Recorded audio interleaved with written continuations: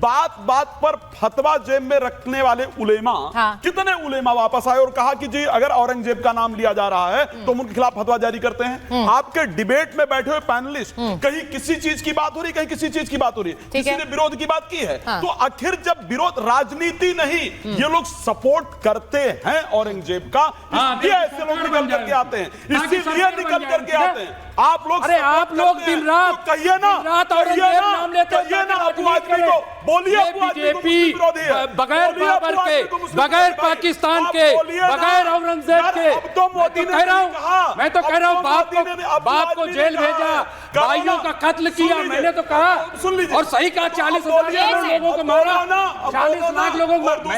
दूसरी चीज मैं तो कह रहा हूँ इतिहास माफ नहीं करता है। कौन कह रहा है? आप क्या बात कर रहे हो? एक बात बताइए, सरकारें जाती हैं कि भैया मस्जिदों पे पत्थर रख लो, सरकारें जाती हैं कहाँ चले गए? हाँ, अरे साजिश कराई जाती है, कराई जाती है, कहाँ से पत्थर आ जाते हैं?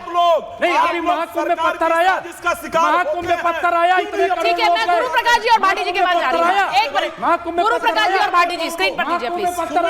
ठीक है, एक मिनट, गुरु प्रकाश जी और भाटी जी को दीजिए स्क्रीन पर।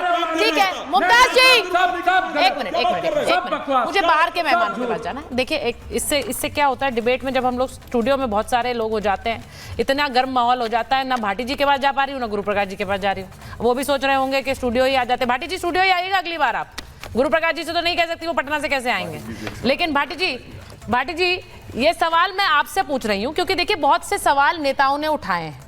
अब बीजेपी के नेता कह रहे हैं कि जिस पार्टी में मॉडर्न औरंगजेब हैं वो पूछ रहे हैं, वो औरंगजेब की वकालत कर रहे हैं। अब ये क्या क्यों कहा जा रहा है, किसके लिए कहा जा रहा है? देखिए, इस तरह के बयान जो है अब आपकी पार्टी पर हमलावर हो रही है बाकी पार्टियां।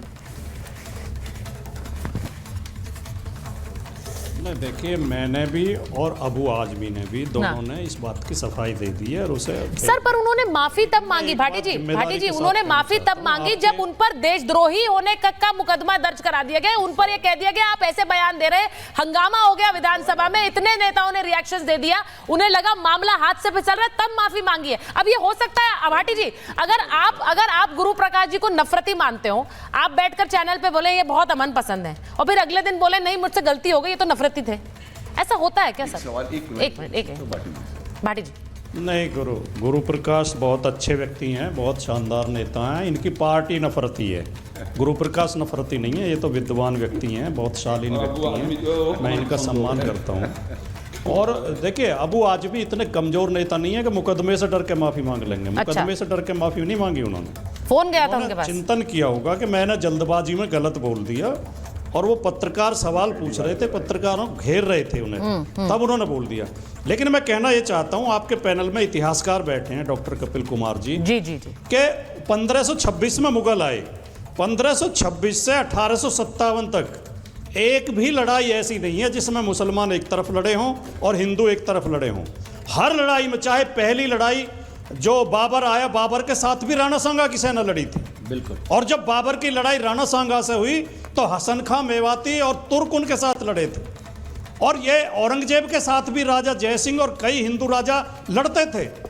शिवाजी से लड़ने के लिए राजा जयसिंह को भेजते थे औरंगजेब। तो ये लड़ाइयाँ राजनीतिक थी, ये धार्मिक लड़ाइयाँ नहीं थी, ये हिंदू मुसलमान की लड़ाई नहीं थी। शिवाजी की सेना में 4 जो है मुस्लिम सेनापति थे, महाराणा प्रताप की सेना में मुस्लिम सेनापति था, अकबर की सेना में हिंदू सेनापति थे, राजा मान सिंह और दूसरे। कोई एक भी लड़ाई ऐसी नहीं हुई। आज हम हिंदू मुसलमान कर रहे हैं। नहीं, पर भाटी जी, मैंने शुरुआत में एक बात बोली थी, कि इतने सारे नेता, इतने सारे शासक रहे, लेकिन कुछ तो है कि औरंगजेब के नाम पर इतनी नफरत होती है। ये क्यों है? ये आपने भी माना कि वो क्रूर शासक था, ये आपने भी कहा कि मैं उसे सही नहीं मानता हूं, ये आपने भी कहा है।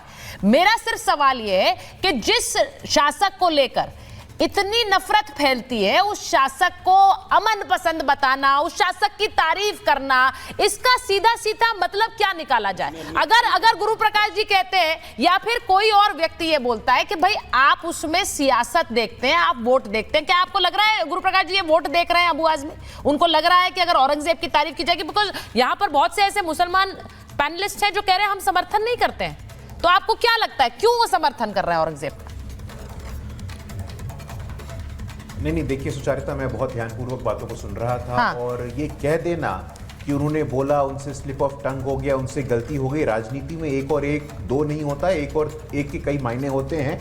अभी कल ही हमने देखा था सुचारिता, पूरे देश ने देखा था, कितना दुखद था कि कांग्रेस के आधिकारिक राष्ट्रीय प्रवक्ता ने हमारे क्रिकेट टीम के कप्तान के ऊपर किस प्रकार की ओछी सतही टिप्पणी की थी, और अब तक उन्होंने माफी भी नहीं मांगा। तो कांग्रेस के लोग यही कहते फिर रहे थे ना, अरे गलती हो गई, स्लिप ऑफ टंग हो गया। ऐसे नहीं होता है, कम से कम ये संवेदनशील मामले ऐसे होते हैं जहां स्लिप ऑफ टंग की कोई गुंजाइश नहीं होती है। हम और आप यहाँ स्टूडियो में बैठते हैं, लाखों करोड़ लोग हमें देखते हैं, तो ये जिम्मेवारी हमारी ऊपर है, पहली बात। दूसरी, तानाशाही की बात हो रही थी। तानाशाही और ध्रुवीकरण का एक ताजा उदाहरण मैं आपको और आपके दर्शकों को देना चाहता हूं। हमारे भाटी जी के पार्टी के ही एक वरिष्ठ प्रवक्ता हैं आईपी सिंह साहब। आईपी सिंह साहब ने कुछ कहा कुंभ के संदर्भ में, उनके खिलाफ किस प्रकार की कार्रवाई की गई? क्या वो तानाशाही नहीं है? मैं पूछना चाहता हूं भाटी जी से, क्या ये तानाशाही या डिक्टेटरशिप का औरंगजेबी उदाहरण नहीं है कि कोई अपने व्यक्तिगत मतों को भी नहीं एक्सप्रेस कर सकता है? उनके खिलाफ आपके पार्टी के रामगोपाल यादव जी ने किस प्रकार के शब्दों का उपयोग किया है? मुझे लगता है कि इससे बेहतर डिक्टेटरशिप का और तानाशाही का उदाहरण हो नहीं सकता है। तीसरी बात और आखिरी बात मैं कह के अपने बात को समाप्त करूंगा। भाटी जी ने कहा कि भाई मुसलमानों के लिए, अरे मुसलमानों की रहनुमाई कौन कर रहा है? मुसलमानों की रहनुमाई आप तय करने दीजिए मुसलमानों को। जब उत्तर प्रदेश के दानिश अंसारी पसमानदा वर्ग के मुसलमान बनते हैं तो वो मुसलमानों की रहनुमाई करने वाले नहीं होते हैं क्या? जब पहली बार ट्रिपल तलाक के दंश से हमारे मुसलमान समाज की महिलाओं को मुक्त किया जाता है तो ये मुसलमानों की रहनुमाई नहीं होती है क्या? जब पहली बार पिछले 10 वर्षों में 40% से ज्यादा मुसलमान समाज की लड़कियां स्कूल कॉलेज जाती हैं तो मुसलमानों की असल रहनुमाई का मतलब यह होता है। जब पहली बार 75 सालों में जम्मू कश्मीर के इतिहास में एक पसमानदा पिछड़ा शेड्यूल्ड ट्राइब मुसलमान गुलाम अली खटाना राज्यसभा पहुंचता है, उसको प्रतिनिधित्व करने का मौका मिलता है, तो असल मुसलमानों की रहनुमाई ये होती है।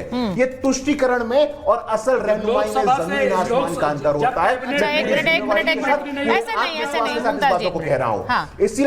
इसीलिए मुझे लगता है, देखिए देश के संसाधनों पे पहला हक देश के गरीबों का है, देश के दलितों का है, शोषितों का है, पीड़ितों का है, वंचितों का है। और बार बार ये कहना एक सेकेंड प्रकटीकरण है। मुमताज जी, मुझे लगता है मैं बहुत क्लियर हूँ इस बात में कि बीच में इस तरह का इंटरजेक्शन नहीं सर क्या होता है? नहीं, आप एक बात समझिए, आप एक बात समझ आइए, आप एक बात समझिए। अरे भाई मत सुनिए आप प्रवचन, आप मत सुनिए, लेकिन इस डिबेट के संचालन की जिम्मेदारी मेरी है मुमताज जी, तो मुझे सबको समय देना पड़ेगा। आप इस तरह से हर किसी के बीच में नहीं, क्योंकि वो बाहर है। एक मिनट, वो और भाटी जी बाहर है, तो इसका संचालन मुझे करना पड़ेगा। ठीक है, मैं बाहर जा रही हूँ, मैं एक बार राशिद साहब के पास जा रही हूँ।